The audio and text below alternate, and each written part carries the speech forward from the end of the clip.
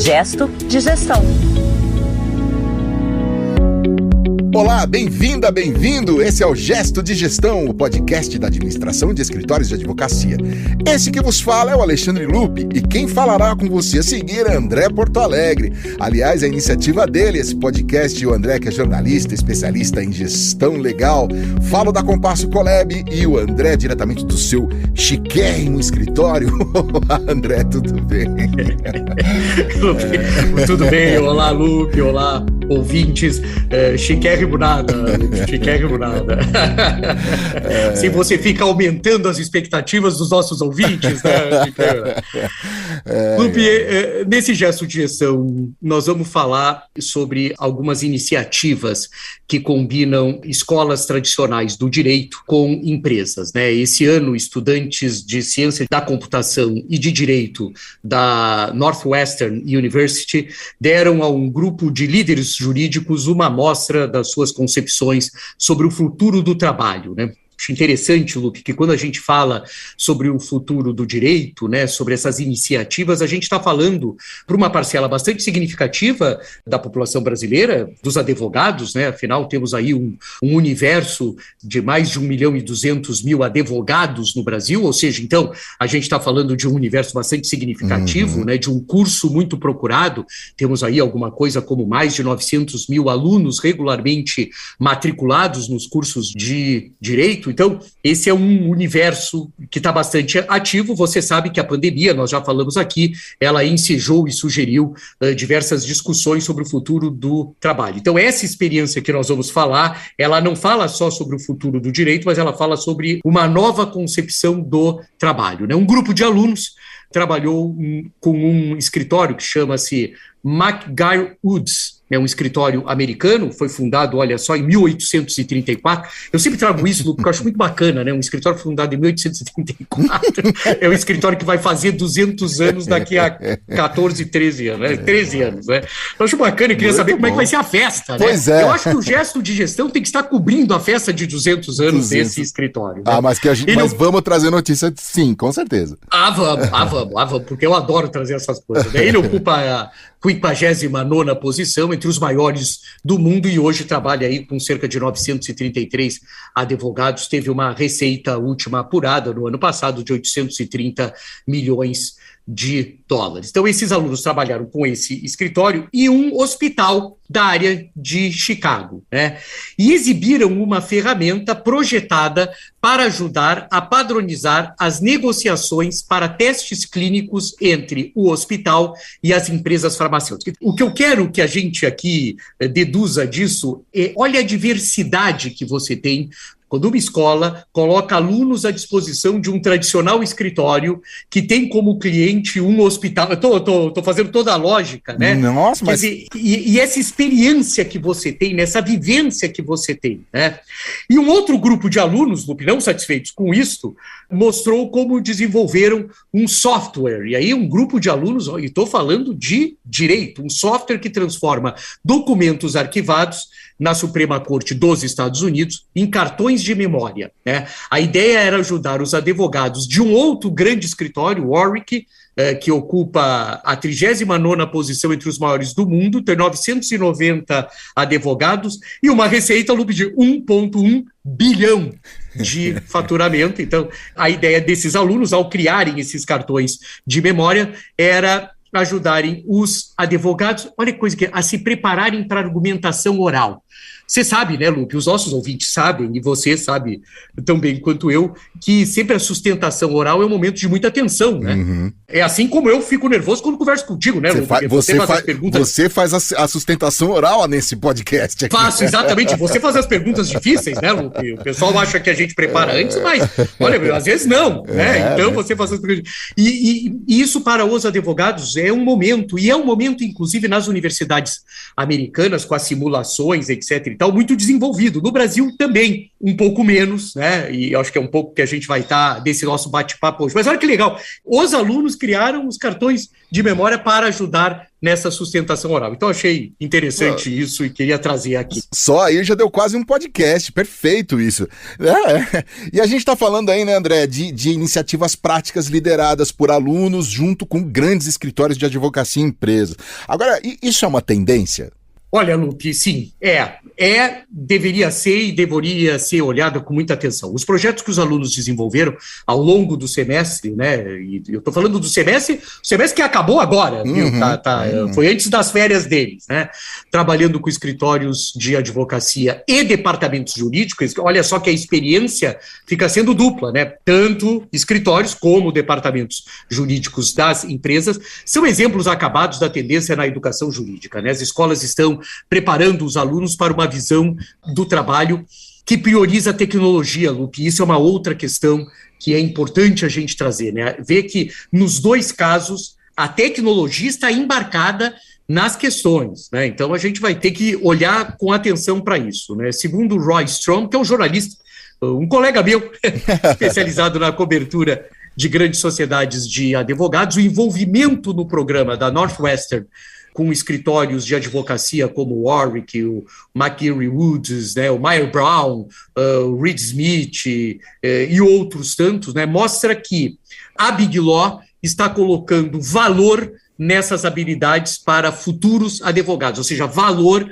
na questão tecnológica para futuros advogados. Olha as Big Law aí novamente, André. Pois é, Lupe, elas estão presentes, né? Para Dan Lina, que é diretora de iniciativas jurídicas e tecnológicas da Northwestern, e preste atenção, e junto novamente, iniciativas jurídicas e tecnológicas da universidade, há cada vez mais sinais do mercado para os alunos. Quer dizer, o mercado está sinalizando que eles precisam ouvir dos empregadores que isso é valioso para eles, ou seja, a questão do embarque na tecnologia.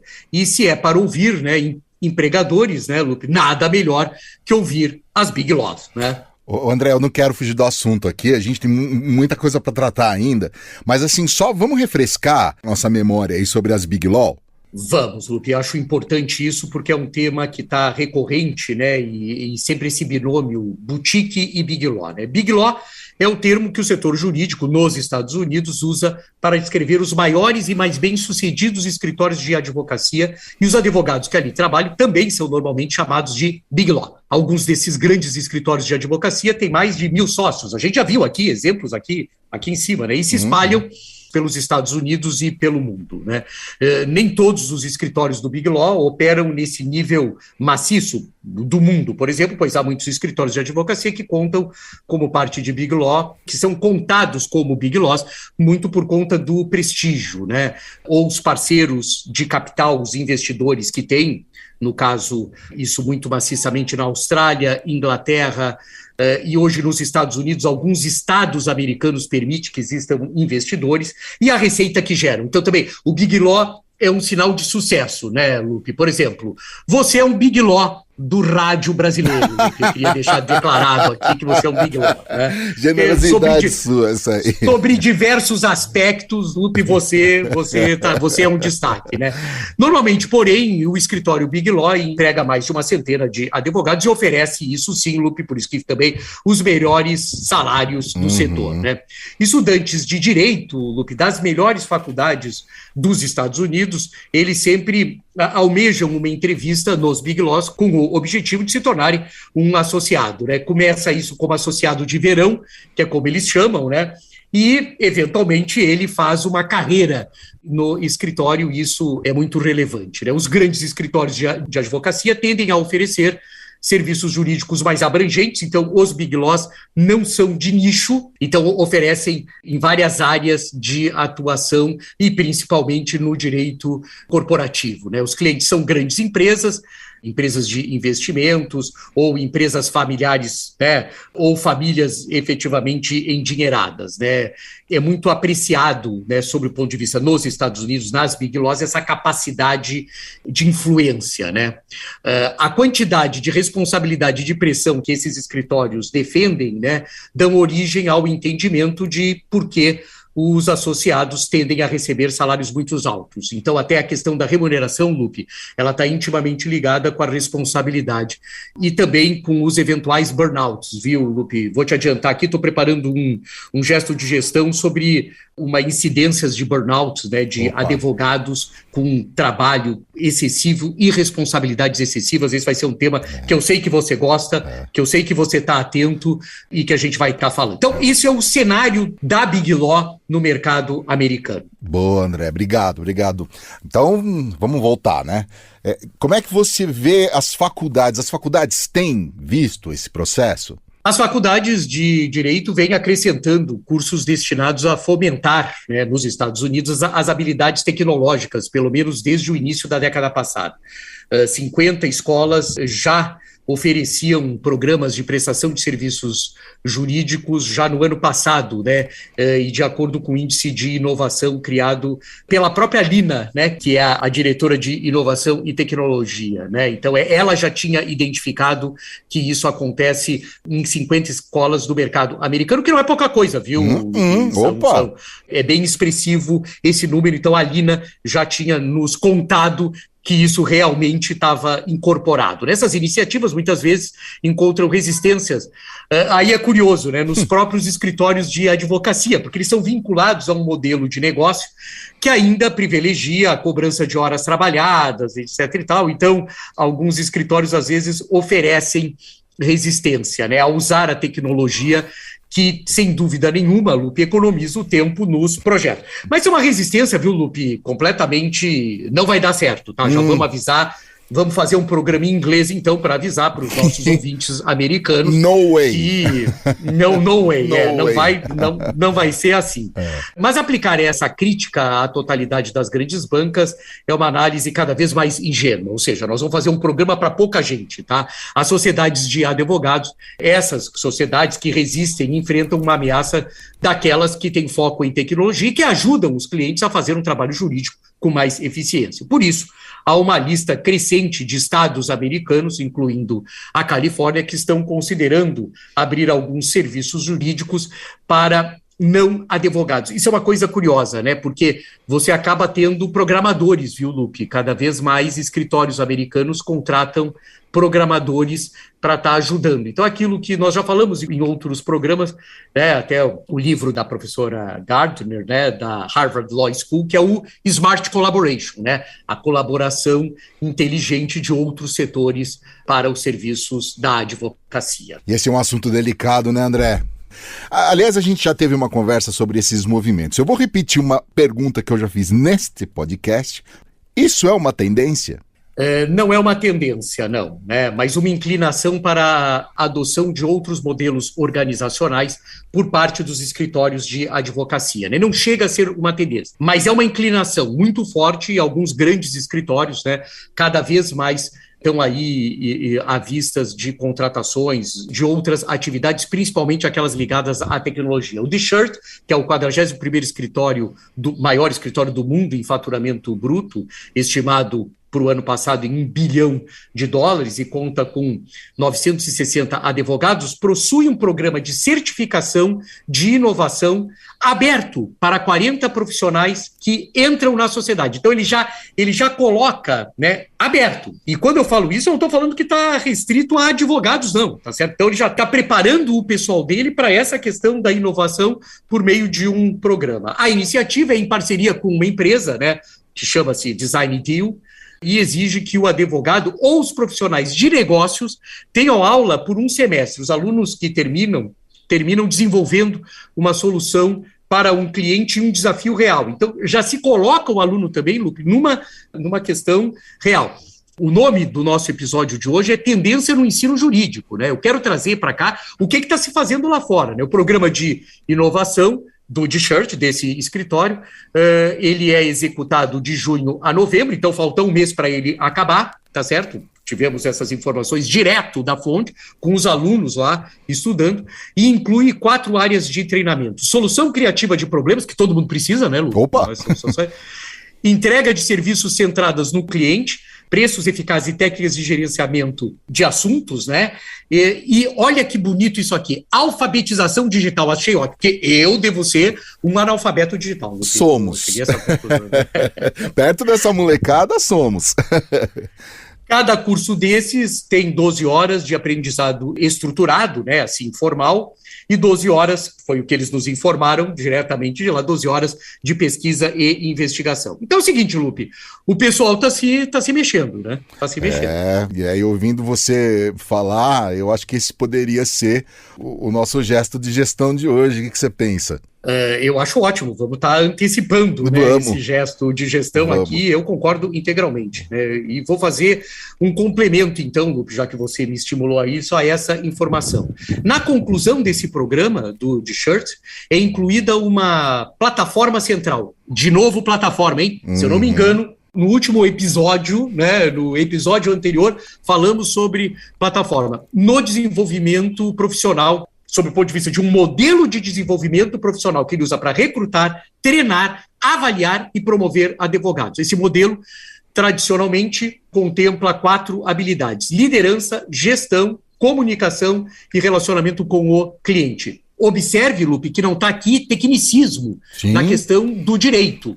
Nós não estamos falando de advogados. Pressupõe-se que a técnica está atendida. Agora, liderança, gestão, comunicação e relacionamento com o cliente passa a ser fundamental. A Lúcia Bulante, que é gerente de inovação jurídica da Shirt, de novo um outro cargo. E eu gosto muito de estimular que os nossos ouvintes aqui, líderes de bancas de advogados, inovação jurídica, temos que ter esse cargo. Então, por isso que eu fui falar com a Lúcia Bulante, afirma que o programa é um reconhecimento de que as habilidades necessárias para atender os clientes mudaram e que muitos advogados não foram treinados para elas. Ela afirma, né? Acreditamos que, para isso, precisamos fornecer ao nosso pessoal uma infraestrutura, o tempo, as habilidades e as ferramentas para aproveitar sua criatividade e ousadia interiores. Adorei essa parte da ousadia que a Bulante nos fala, que é isso. Então, não é só olhar a parte técnica e um reconhecimento, Lupe, que faz parte dos escritórios, das sociedades de advogados contribuírem significativamente para o complemento da formação, né? O complemento da formação é feito sob o ponto de vista já da atividade profissional. André, eu percebi que quando eu chamei o gesto de gestão, você até processou aí e nos trouxe esse belo gesto de gestão. Mas agora que a gente incluiu o gesto de gestão, eu tenho uma pergunta que sempre me vem quando falamos de iniciativas com essas características. E Brasil, que passa? Que passa com Brasil? E o Brasil, André?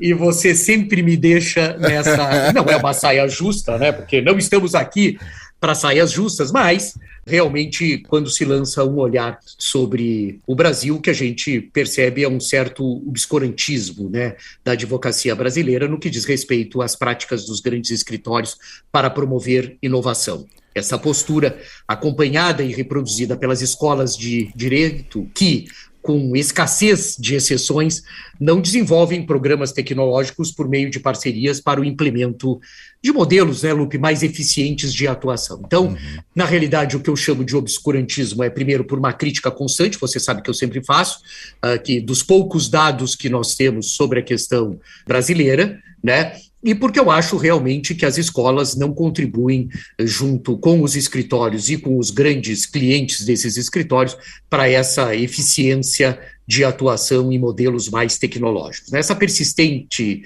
e teimosa tacanhez está criando um hiato, na realidade, Lupe, na formação dos advogados brasileiros, que ficam, então, privados de qualquer tipo de vivência ou enfrentamento de desafios que extrapolem o conhecimento da matéria, né, e forneçam uma visão mais holística da atividade, né. A atividade do direito, a atividade da advocacia é uma atividade, eu costumo dizer, isso é transversal, e a beleza dela é a transversalidade, né? Esse é um distanciamento prejudicial aos profissionais brasileiros, e a mudança desse cenário está na cooperação entre escolas, grandes bancas de advogados e os clientes, mas principalmente entre as escolas e as grandes bancas, né? Essa aliança garantirá para nós aqui no Brasil a retomada do protagonismo e a ampliação de atuação, né? Eu acho isso importante, Lupe. Eu sempre acho difícil falar sobre isso. Você vê que até eu mudo um pouco quando você me faz essas perguntas sobre o que está acontecendo no Brasil, e eu sempre fico um pouco decepcionado de não trazer best practices, né? De não trazer bons exemplos do mercado brasileiro. Mas estou atrás e sei que não estou sozinho nisso, e sei que tem bancas olhando para isso, que tem escolas olhando para isso, mas acho que a gente precisava... Tem uma palavra, no último episódio, que quando a gente falou sobre o líder inovador, tinha uma frase do Simon Levine, que foi eleito o líder mais inovador do Innovative Lawyer, que é uma promoção do FT, né? Do Financial Times, né? Do Financial Times, que ele fala uma coisa que é o seguinte, assim, promover uma mudança radical. Eu estou resgatando isso, está no outro programa. Aquele ouvinte que não ouviu, né, Lupe? Vai lá no 22. Vai lá no 22 e ouve. Mas essa questão, né, eu gosto de um líder que em um determinado momento, Lupe, assuma a questão seguinte, assim, a mudança tem que ser radical, né? A gente tem que radicalizar. Então, acho que está faltando, na realidade, é um certo radicalismo dos nossos líderes das bancas e líderes das escolas, que muitas vezes, né, as escolas são as mesmas pessoas, né, Lupe? Você sabe que, né, na advocacia os professores são os líderes de muitas bancas. Está faltando, vamos radicalizar. Vamos, esse não é um gesto de gestão, mas é a mensagem. Né? Não fiquem tristes com a gente, né, André? A tua ideia é justamente dar esses exemplos, porque senão fica parecendo, sério, os caras ficam comparando também. Não, nada disso. A ideia é trazer best practices, como você costuma trazer de outros países, e justamente para fazer a nossa advocacia, o nosso direito brasileiro ser inovador e ser maior ainda do que ele já é, né, André? E eu gostaria de voltar a esse assunto, até porque eu considero de imensa importância sobre os aspectos da formação e qualificação profissional, orientada para essa palavra até contemporaneidade. Mas agora chegamos ao final de mais um Gesto de Gestão. E a gente volta para te lembrar que vamos continuar com esse papo aqui em outro episódio. Ainda a combinar, certo, André? Certíssimo, vamos sim. Compromisso. Bom. André, mais uma vez, obrigado pela tua generosidade em trazer tanta informação pra gente. André Porto Alegre, a pessoa por trás aqui do nosso Gesto de Gestão, o André que é jornalista, especialista em gestão legal. Eu sou Alexandre Lupe e falo aqui da Compasso Colab, que edita, monta e distribui o nosso Gesto de Gestão. Obrigado pela companhia, tá aqui. Nos falamos no próximo. Gesto de Gestão.